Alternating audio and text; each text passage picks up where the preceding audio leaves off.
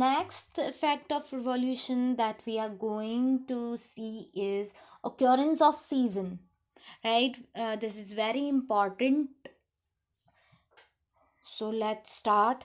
These are two factors which result in occurrence of different seasons in different time of the year. First is revolution of the earth and second is inclination of earth's axis at a fixed angle and direction. अब इसके दो reasons हैं, season acquire होने के दो reasons हैं. जो हम सीजन देखते हैं, winter season, summer season, autumn, spring, इनके दो रीजंस हैं. पहला अर्थ का रिवॉल्यूशन जो रिवॉल्व करती है वो, और सेकंड है अर्थ का इंक्लाइंड होना, अर्थ का टिल्टेड होना.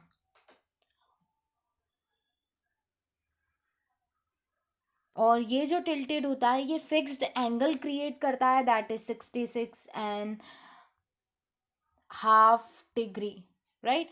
और इसका जो डायरेक्शन है वो भी सेम है, डायरेक्शन चेंज नहीं होता है. The figure given below will help you understand the occurrence of season. It shows the position of Earth in the path of the revolution on 4 different dates. Look at the 4 position carefully. अब नीचे एक diagram मैं आपको दिखाने वाली हूँ, उस diagram की हेल्प से आपको ये बहुत इजीली समझ में आ जाएगा. और वो चारों ही पोजीशन डिफरेंट डेट से बिलोंग करती है, डिफरेंट सीजन से बिलोंग करती है, जिसे आपको केयरफुली समझना ज़रूरी है. पहला हम देख रहे हैं 21 जून, that is during summer season, right. On this date the northern hemisphere is incline towards the sun. So look at this is 21 जून जो हम पढ़ रहे हैं. और इसमें आप देखोगे जो नॉर्दर्न पार्ट है, आपको डायरेक्शंस तो समझ में आते हैं. ये जो नॉर्दर्न पार्ट है वो किसकी तरफ इंक्लाइंड है, किसकी तरफ झुका हुआ है, सन की तरफ, right. Look at the position, ये नॉर्थ पोल, ये south pole, right. Just be attentive, ये बहुत इंपॉर्टेंट टॉपिक है. The sun rays fall vertically on Tropic of Cancer. Sun rays vertically कहाँ पे रिसीव हो रही है, ट्रॉपिक ऑफ कैंसर पे डायरेक्ट रेज आ रही है sun rays. Since sun rays since the rays of the sun are direct and daylight is for longer hours. अब since ये जो सन रेज है ये डायरेक्ट है, राइट. और इसीलिए जो डे लाइट होगी या जो डे होगा वो लॉन्ग होगा, लॉन्ग डे होगा, ठीक है. It is summer in the northern hemisphere. इस नॉर्दर्न पार्ट में, नॉर्दर्न हेमिस्फीयर में समर सीजन होगा, समर, राइट. समर सीजन, क्योंकि सन रेज जो हैं वो डायरेक्टली यहाँ पर रिसीव हो रही हैं या रिफ्लेक्ट हो रही हैं. 21 June is the longest day and the shortest night of the year in the northern hemisphere. अब नॉर्दर्न हेमिस्फीयर में 21 जून जो है वो लॉन्गेस्ट डे कहलाता है, longest day of the year, longest day and shortest night, longest day and shortest night. I hope आपको summer season समझ में आ गया होगा, राइट. समर सीजन इतना हॉट क्यों होता है, जस्ट बिकॉज जो नॉर्दर्न पार्ट है, नॉर्दर्न हेमिस्फीयर है, वो सन की तरफ इंक्लाइंड होता है, सन की तरफ झुका हुआ होता है, टिल्टेड होता है. और वहीं अगर हम साउदर्न हेमिस्फीयर की बात करें, ये तो नॉर्थ पोल हो गया, नॉर्दर्न हेमिस्फीयर, ये northern hemisphere.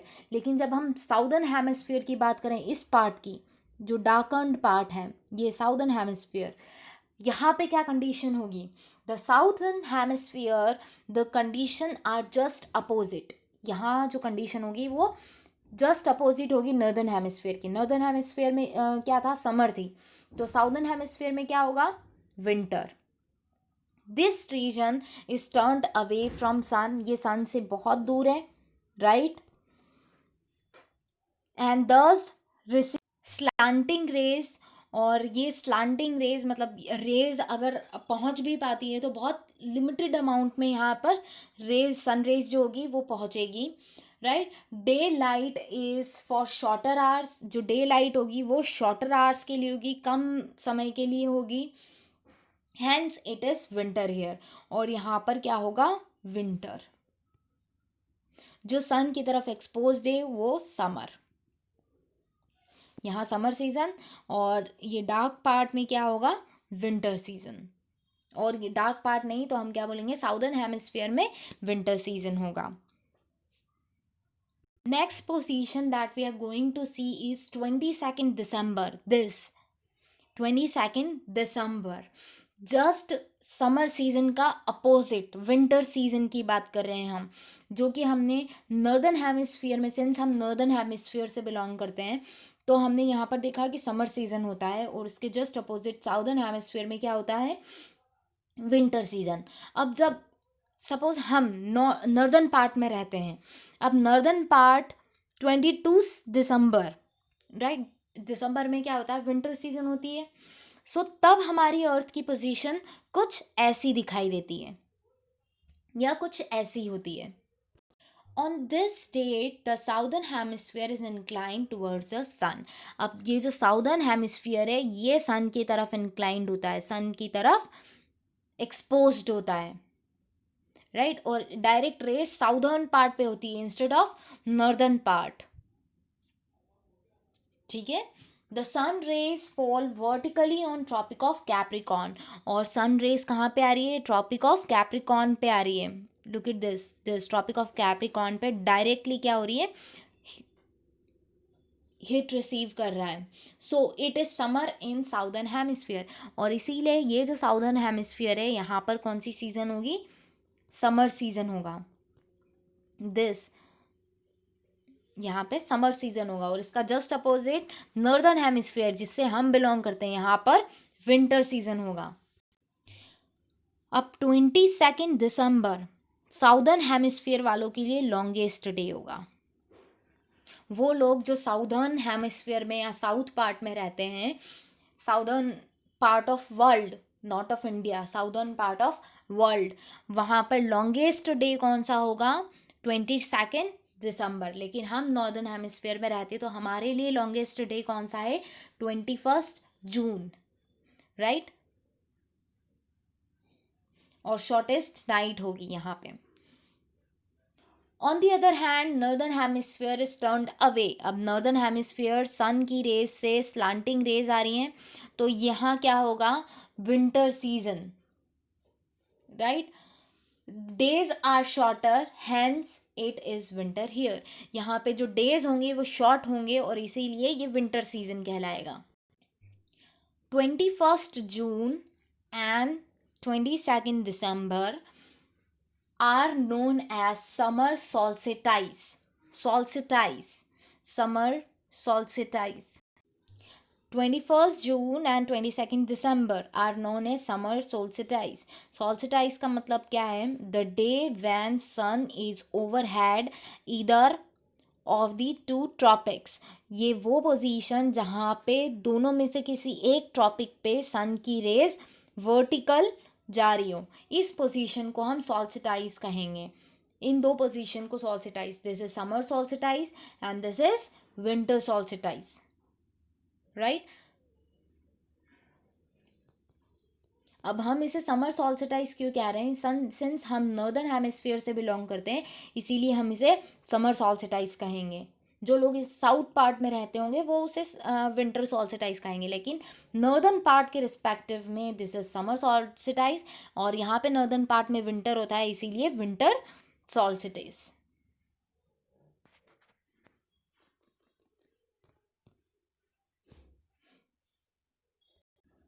The word solstice means sun standing still. Solstice का मतलब क्या होता है, the sun standing still.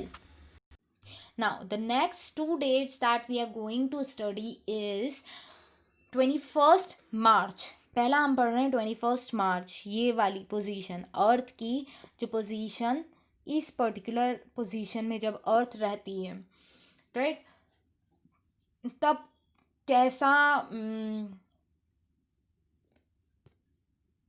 अर्थ का एटमॉस्फेयर होगा या कैसा सीजन होगा। On this day sun shine vertically over the equator. अब जो सन की रेज होगी वो वर्टिकली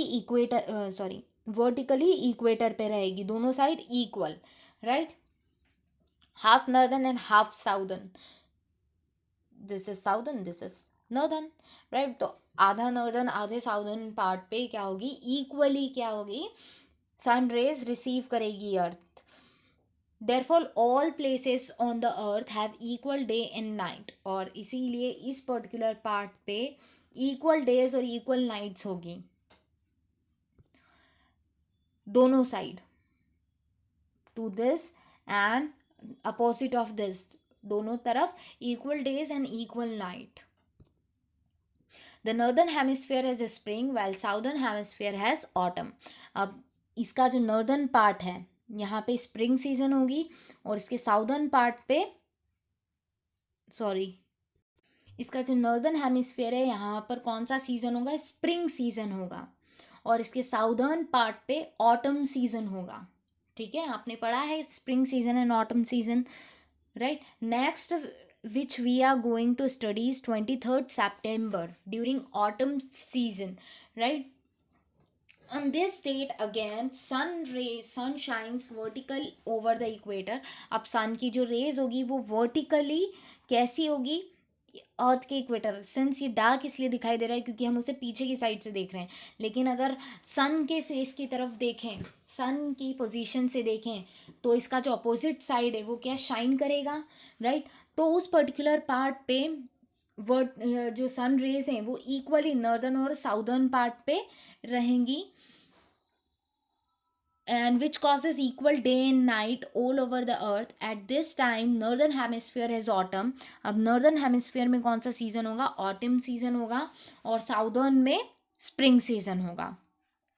ऊपर वाले से just same but opposites, right. Now the 2 days, these 2 dates, that is 21st March and 23rd December.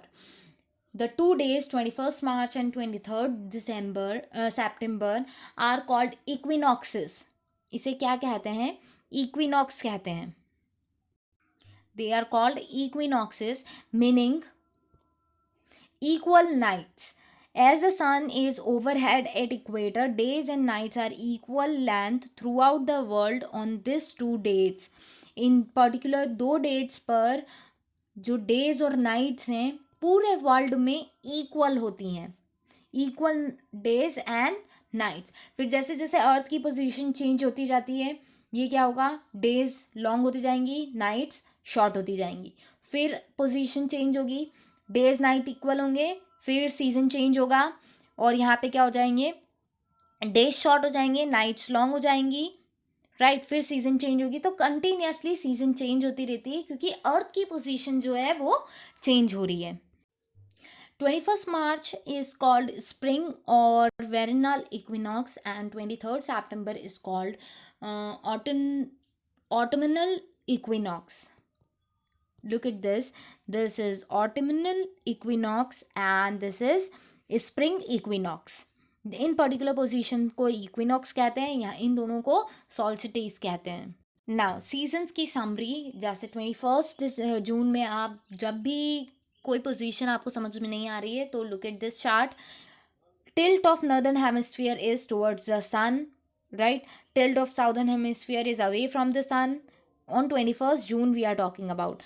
Sun is vertically overhead at Tropic of Cancer.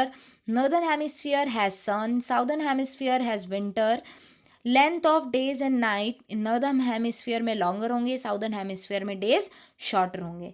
23rd September को sun rays are overhead at equator has autumn. Northern hemisphere में autumn होगा, southern hemisphere में spring season होगा. Then length of days and nights are equal throughout the earth. फिर 22 दिसंबर को tilt of northern hemisphere is away from the sun, और फिर tilt of southern hemisphere is towards the sun. Sun rays are vertically overhead at the Tropic of Capricorn. Northern hemisphere has winter, southern hemisphere has summer. Then length of days and night, northern hemisphere में short होंगे, southern hemisphere में long होंगे. Then on 21st March